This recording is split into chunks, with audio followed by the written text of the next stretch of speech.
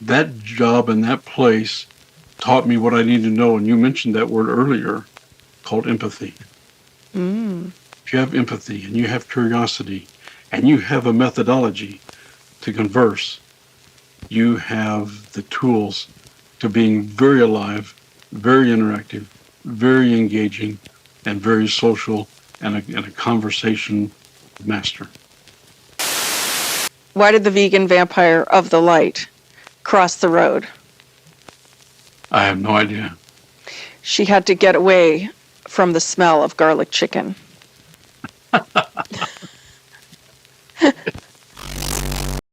James Pyle, I'd like to give you a warm vampire welcome. And I'm so grateful that you're here to assist me today with my little problem. I took Okay. a bat nap, and that was about 2 human years ago. I'm just getting the cobwebs out of my eyes. And while I was asleep, I had an awakening through my dreams. And now I've come out a different person. I'm vegan. I'm of the light. And I realized I have a big problem, which is I have no idea how to talk to people. I'm used to just grabbing them by the jugular, and I didn't need to converse at all. So I searched online to find the greatest expert in conversation, someone that I understand is conversation's friend. And I'm hoping that you'll be my friend and help me learn some people skills that I'm sorely lacking and that I've never had through the eons of my immortal existence.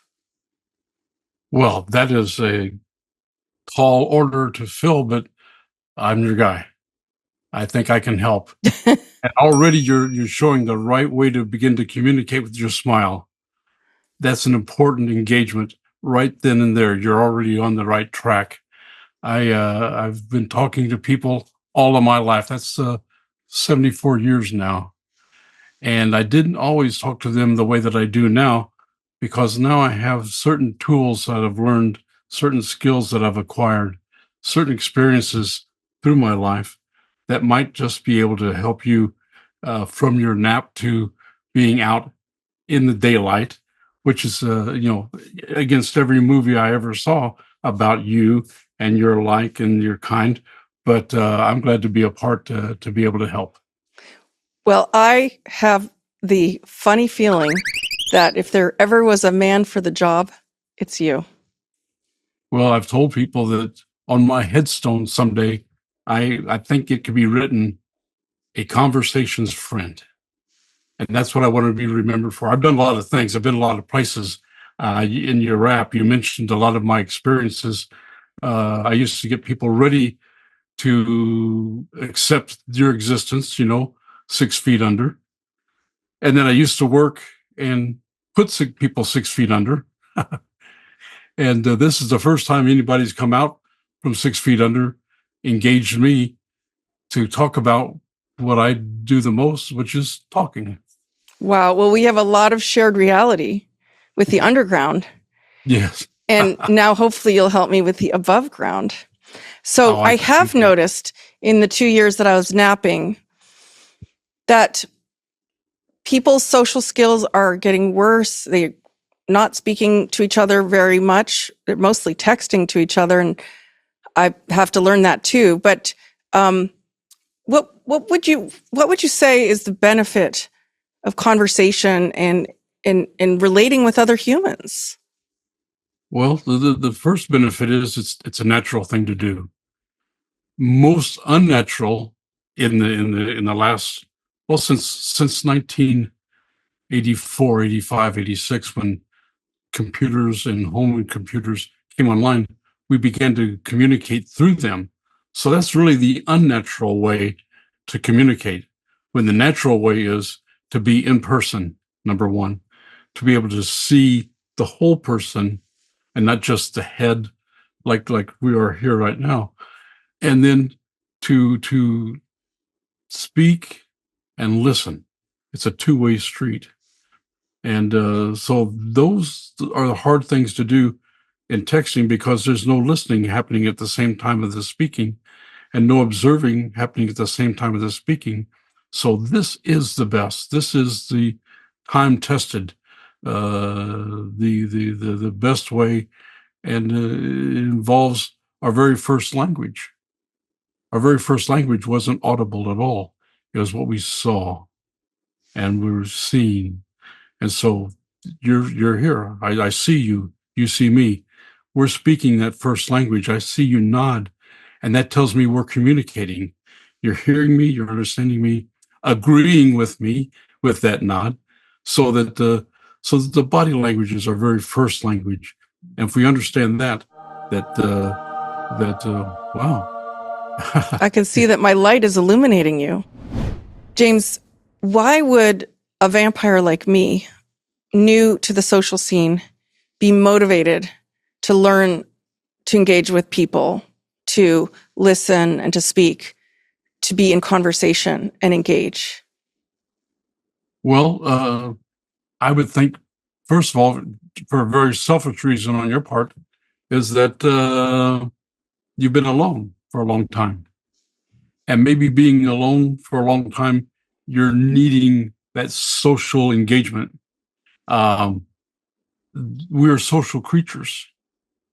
We are not individuals all standing separate and alone. We really work best as social folks, team folks, corporate folks. And so if you want to be part of what's going on in the world today, if you want to be out in the daylight, you need to be part of what's happening. So you have to have your voice and you have to have your engagement. You might have to change your wardrobe because because people are observant, and you would look I guess my different. clothes have gotten a bit dated too. But so it becomes a matter of how you present yourself, how you listen to other people, how you speak, and the words you say that makes you be more engaging and be more interesting. Because right now, people like Mark Bowden says that we're programmed to not pay attention to people, not to engage people that aren't directly involved with us. So you want people to be engaged with you and you engage with them. So you need to have these social skills, and it may take a little while, but I have a methodology that I take with people who are timid to speak, who are not comfortable speaking, but need to speak. It might be their job, it might be their social setting or their family's requirements, so that I can help take a person through those stages to get more comfortable being uncomfortable and doing their job better. So what is conversation and engaging with others exactly? I mean, I don't know. This is all new to me. Well, it's something that it's hard to give a definition of that, but it's just daily life interaction. Uh, the things that are happening now, most of all, is that we're being entertained and learning, but not conversing and learning. And where the entertainment world is makes conversation very passive. We listen in on other people's conversations. We watch other people's interaction, and we're not engaging and being invested in our own. So I want to bring you out of the cemetery, out on the to the street, into the light, and make you feel comfortable talking to people, wanting to talk to people, being curious to talk to people, because that's the greatest conversation starter ever was, ever will be. Curiosity. So how do you converse? How does a person do this? Well, I want you to communicate, first of all, by not saying a word. I want you to think back in your long years of observing that there used to be what they call, and still are today, mimes who never speak a word, but they communicate so well with their body language and their eyes and the way they execute their movements. So that I thought if you could be comfortable with that, you could go to the next step. But meaning to say, for instance, I was on a cruise ship, this last year. And one of the servers used to go by every day in the dining facility, and he had a tray, and he would spin it with his fingers, and that was his little trick that he did to keep himself entertained, or to maybe show a little bit. And one day he walked by me, and I just did this with my fingers, mimicking what he was doing. He smiled, came by and tapped me on the shoulder, and we were friends from that point on. And every day that you'd come by, he would stop and talk with me and go spinning his tray off, so that I just mimicked what he was doing. Uh, Last winter, I was going to a medical appointment, and it was wintertime. It was cold. It was windy. And a lady was coming towards me from the parking lot. She had on the biggest earmuffs.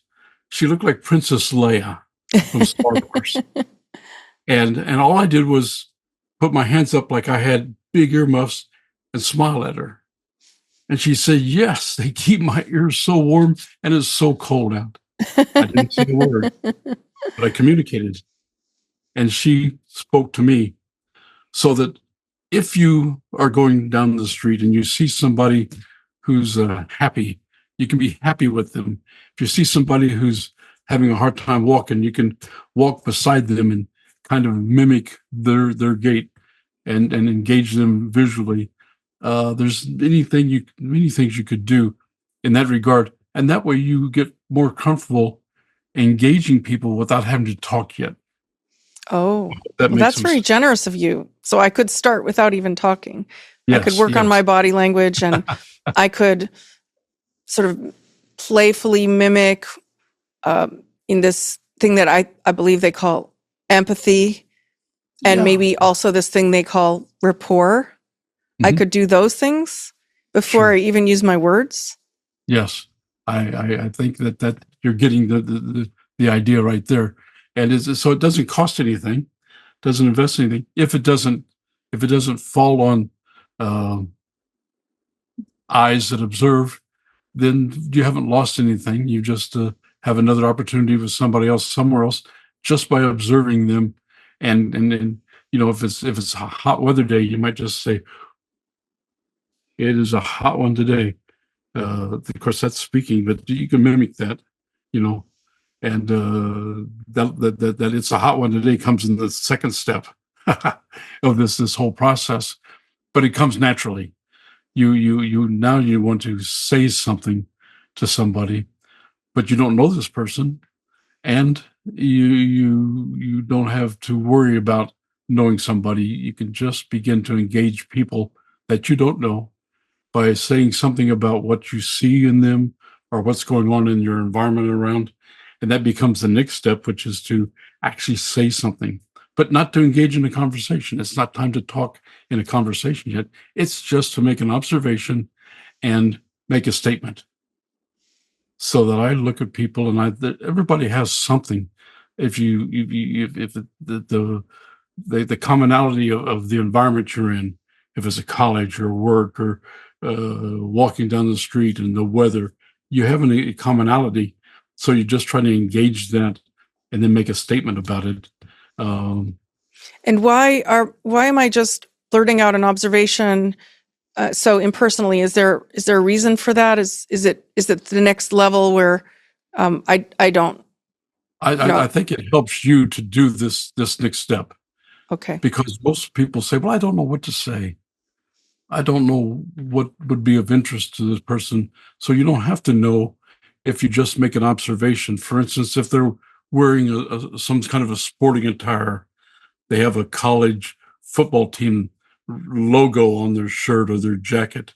If they have uh, some kind of a special jewelry, like your gold necklace there, I might say something. If I was walking by you and you had that, I say, "That gold necklace reflects the sun, almost hurts my eyes," as I close my eyes. And you realize I acknowledged you and something about you, and it gave me something to say in passing. I'm not stopping you to tell you that. I'm just saying that to you as you walk by. And you might say to me, well, thank you. You're the first person to ever say anything about this, I don't know what It's you the call it. vampire royal family Okay, insignia. so this family medallion. Okay, Yes. so I didn't ask you about that. I just observed that. And then you feel good about I my feel observation. proud that you've Yeah, see there, recognized it. so that maybe it makes you smile, and maybe you stop me and want to talk to me, and I'm okay with that. But I'm not expecting that. I'm not working toward that end. I just want to observe you walk by and feel more comfortable now talking to people without feeling like I've engaged in the conversation and locked in the conversation. Because a lot of people who aren't conversational by nature feel like they're locked into a conversation and they want to get out. They don't, and they maybe don't know how to get out without a little bit of help. And I can help with that a little later on too. Oh, yes. I have worried very much about if I get something started, then what will happen? Or also, what if it gets very awkward? Mhm. Then how will I end it? So I would Oh, love to hear from that. I have a story of a friend of mine. His name's Bob. He lives in Illinois, and I've worked with him in a year's time talking about the things that you mentioned, the books that I have and stuff, and he's been curious and interested, and he's tried to do some of the things that I've talked to him about. And he called me up one day. He said, Jim, he said, I've got people I've talked to like today in the doctor's office, and all of a sudden they're talking, and I don't know how to stop it because I didn't want to get it that involved or that invested, and I didn't have that much time. So he said, how do you get them to? He said, shut up. But I meant how to really disengage this conversation. I said, it's the easiest thing in the world to do. You just say, I wish I had more time to talk to you about that, but I have an appointment. And you look at your watch, if you have a watch, or you bring out your phone and you check your phone. Oh, I've got to go. But if I see you again, let's talk some more. And then move out, walk out. Don't wait for anything else. And so what you've said is that you appreciate them, you were interested in them, but you got to go. And that's inside conversation. So that again, we're getting way ahead of this process, but it really is very simple to begin, engage, converse, terminate the conversation, end the conversation, and walk away more comfortable than ever before, talking to people that you weren't really used to doing. Well, you explained to me why I would want to converse and engage with people. Mm-hmm. You described the starting steps that I could take of observing something and just calling it out on the go. Mm-hmm. Then maybe a conversation begins. What happens from here? I mean, what's the process of learning with a conversations friend like you? Well, we have some more steps to go through. The first one, we talked about the mind, getting somebody engaged without words. The second, of course, was into make an observation. I call that the drive-by. It's if you was in a car, you just drive by somebody and you talk to them as you're going by. Now, the next one is a hit and run. Same kind of concept. Not that you have a wreck with them, but you're going to stop, say something to them, and engage them in a mini short conversation about the medallion or about the weather or about what just happened over there across the street or something that is in the environment. And you stop and talk to them, and they then talk to you. And you make it a brief conversation, and then you go. It's a hit and run. It's a conversation, brief conversation, and walk on. And so that then again, you're in control. I guess that's important for many people to be in control, so that you don't feel like you get locked in or locked down or stuck. And so that hit and run means you still have the responsibility, the opportunity, the willfulness to move on when you're ready to move on. But again, it's becoming incremental then to talk more than not.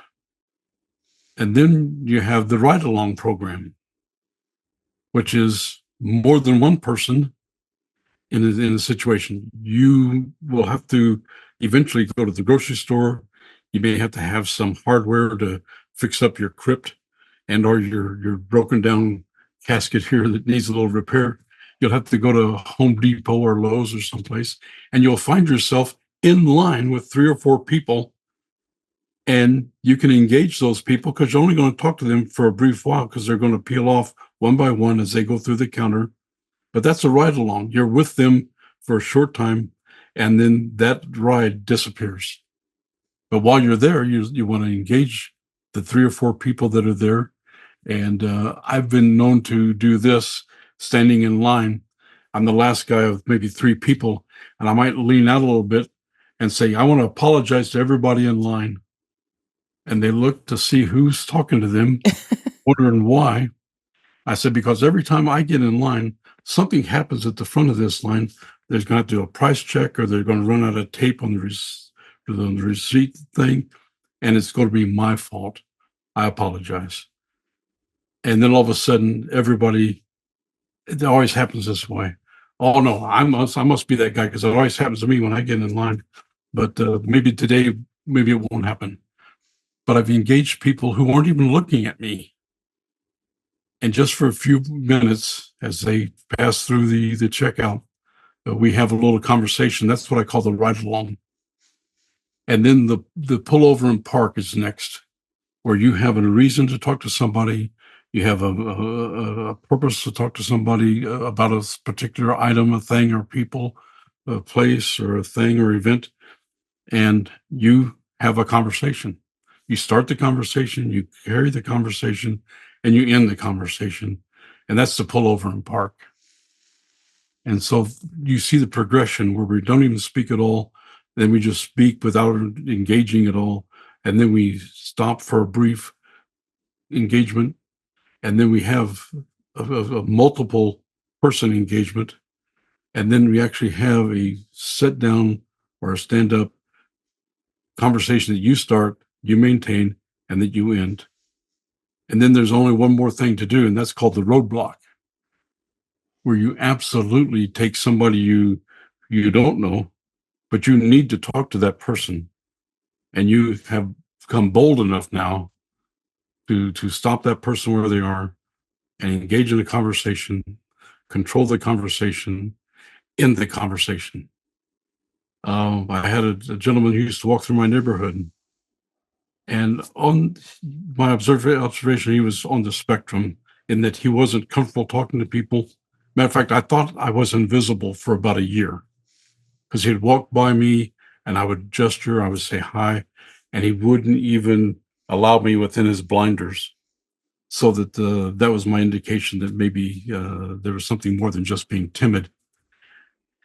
But I put myself in front of him. Every time he saw him come down the street, I would go and check my mail. And even though I knew there was no mail in the mailbox, I would walk right in front of him and check my mail. He had to see me. He didn't have to acknowledge me. He didn't have to engage me, but he had to see me. And then one day, I'm out on the driveway with my car. He engages me. He's comfortable enough now. He's seen me enough, and he's curious. And he wanted to know about the color of my car. It was a unique color, bowling green, metallic bowling green. And he was curious about the color of my car. And so I didn't literally stop him, but I was always in his path for a year. So that you put yourself in somebody's path, maybe sometime you might have to stop them and say, you can't go any farther. There's something dangerous down the street. And you're comfortable in that kind of engagement. My relatives, Okay. the ones who have not awakened like I have. Well, thankfully you're in the light, and so if you see the broad spectrum that I'm taking into, and what I've done with other people is I would go out on the street with them, let them watch me do what I do, then I would watch them do what they do, and after a while, they don't need me anymore. Oh, so you're like training wheels for a Okay. conversation. Yeah. and then sure, they might wobble a little bit. They might, maybe fall down, scratch a knee. But something's happened now. Now they want to talk to people. Now they're comfortable talking to people. And once you learn to walk, you don't want to not walk. Once you learn to ride a bicycle, you want to get down the road. So that's just the encouragement for conversation. So it becomes like a something so wonderful that you want to do more and more of it. You gotta want to. Yeah, sure. Yeah, I mean, my daughters, all my life, I have 4 daughters total and 1 son. But the 2 latest daughters, the last of the gang, would always say, "Dad, do you have to talk to everybody?" And I'd say, "Yes," because everybody's got a story. Everybody knows something I don't know. And so my mantra is, what do you know that I don't know that I wouldn't know if I didn't ask? Oh, And what do you know that I don't know that I wouldn't know if I didn't ask? So that it works both ways. It works both ways. So that curiosity is the key. Curiosity is king. Um,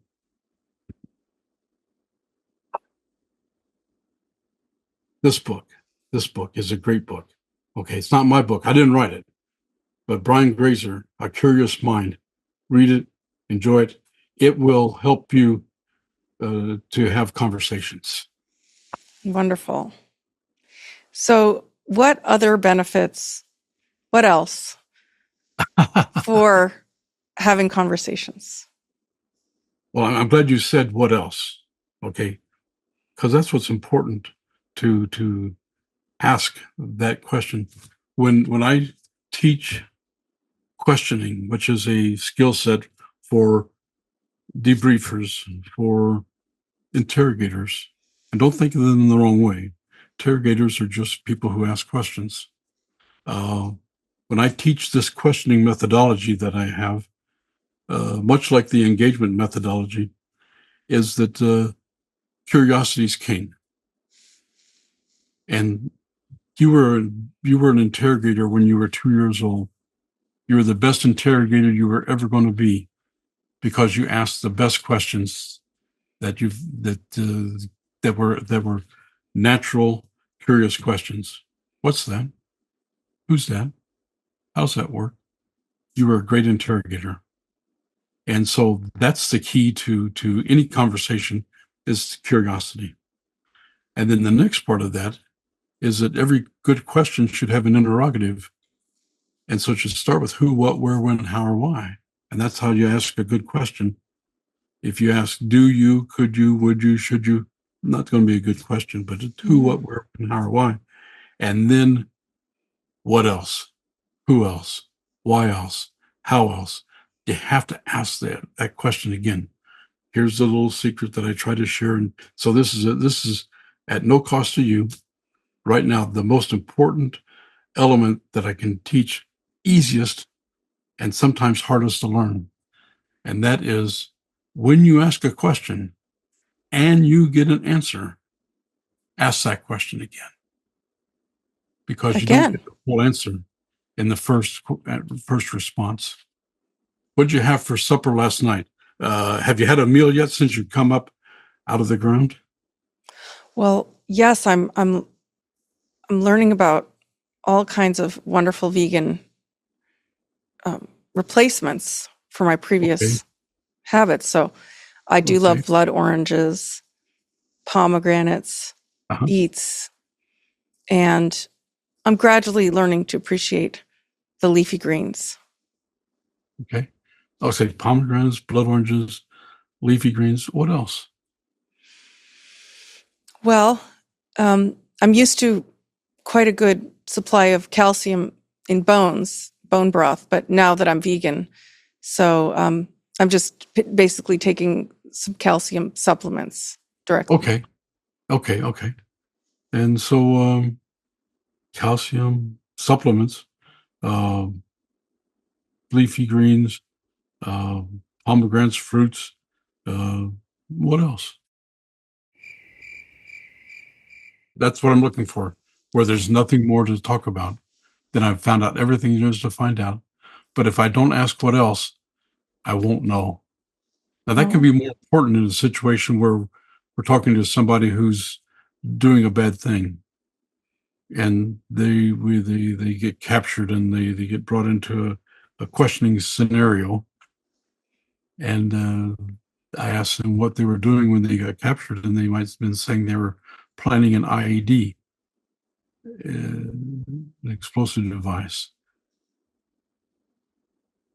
If I get excited about that and start questioning about that, I will forget to come back and say, what else were you doing? Because, see, I got an answer, but I want to ask that question. Well, I was also doing reconnaissance. Really? What else were you doing? Oh, that's all. Okay. So that I would have missed out on the reconnaissance because I got too focused on the one answer I got. So again, this is far advanced. This is way ahead, but it's important. If you ask a question and you get an answer, ask that question again. It doesn't have to be just the same way stated, but it can be conversational in the process. But do ask that question again because there's more information that you'll miss otherwise. you don't want to leave any information on the table. No, there's too much to know otherwise. So it depends on what your job is, depends on what your conversation is, depends on what your requirements are. Those things matter. And that skill set is, again, easy to teach, not so easy to incorporate, and it's a very, very important skill. Well, how can people learn from you, James Pyle?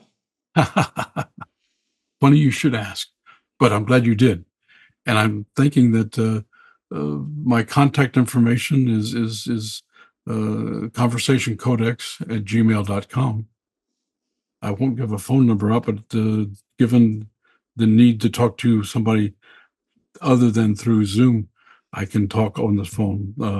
I have a Facebook page under my name, James Pyle. It used to be Handsome Jim, but that was a long time ago. That's part of my shtick. But but yeah, my books are out there. Hopefully, they don't put you to sleep, and you can learn from them. Find out anything from anybody, anytime. Well, I just woke up, so I have all the time in the world, and I'm very motivated to learn to converse. Great. Well, engage with humans. You talked about them in your rap, and I was very honored to be the subject of that rap. And the one book that you mentioned that you didn't have at the time is a book for young people. Hold it up here. It's called Book Animated. That looks wonderful. People ages maybe 7 to 12. And we all used to go to animated movies at the theater or watch it on TV when we were kids. And I remember that very well. Don't forget how long I've been alive. And so we learned a lot, though, from animated movies that you didn't even realize it, because animators are the greatest body language presenters on the planet. And you were seeing characters play out emotions very well because your eyes were this big and the characters were 10 feet tall, and you saw it without any distraction around you, and you watched them and learned body language when you were a young person. And it was important that you see these emotions. There's a movie called Snow White and the Seven Dwarfs. It should be Snow White and the Seven Personalities. Why? Because their personalities were presented in the body language of the personality. Dopey, he was the one I identified with the most. I'm sure I was him and he was me.